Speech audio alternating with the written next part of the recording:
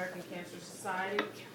For those of you who come to Buddy Kemp, you know we do a lot of programming in collaboration with the American Cancer Society, and we love working with them, and we love being part of the community. If anybody who's come today has not heard about us or does not know what we do here, we'd be glad to share information with you. And thanks for coming. Thank you, Marcia. And I want to go ahead and introduce our speaker,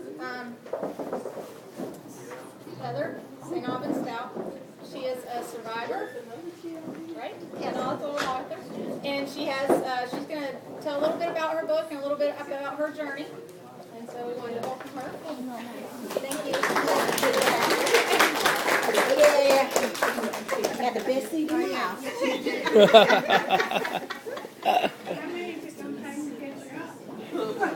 Oh, it took me a while, but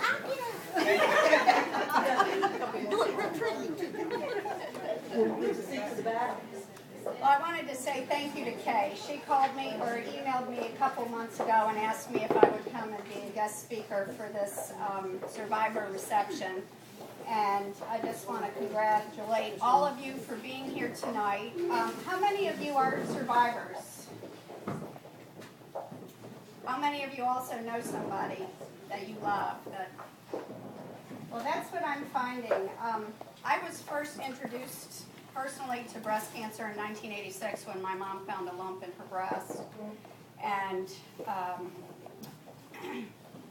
since then, I've kind of followed along on what's been going on with breast cancer and how they're making strides and finding new cures. And when I was diagnosed in 2006, I started my own personal journey with breast cancer and had a reoccurrence in 2007.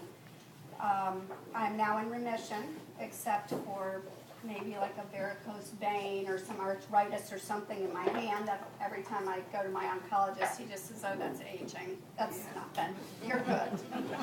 So I'm going with the good thing, and I'm doing something that I've always wanted to do, which was write a book and tell my story.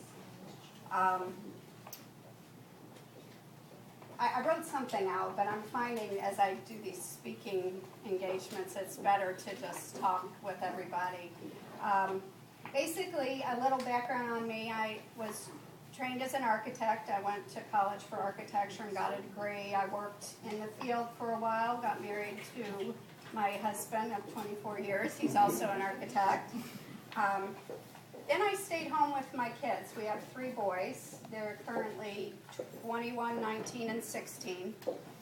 So when I was first diagnosed with breast cancer in 2006, they were 11 and 14 and 16 at the time.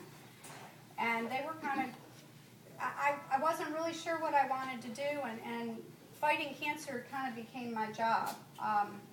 Especially after the reoccurrence. I decided that I really needed to get myself well, that there was a reason why it reoccurred. I didn't know what it was, but I knew that God was trying to tell me something, and there was another purpose in my life. And I decided to go ahead and do what I always wanted to do, was to compile.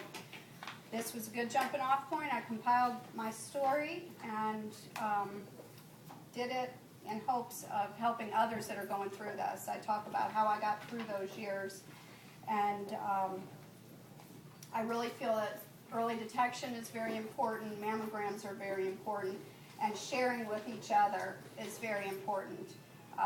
There are so many people going through this now that if we share our stories, you never know who you're going to touch or whose life you're going to change by just opening up a little bit. I found, because I have such a big mouth, I told everybody what I was going through. And it was very humbling to me because we live in Salisbury, which is a small town. But it also allowed people to help me. And the days I couldn't get off the couch and I was exhausted, I would receive a phone call or get an email or somebody would stop by. And the days that I didn't feel that I could pray, I would have people saying, you know, we're praying for you. Don't you worry about it. We're holding you up. And I really felt it. So that's partially, you know, what has led me to do this. This is a new thing for me.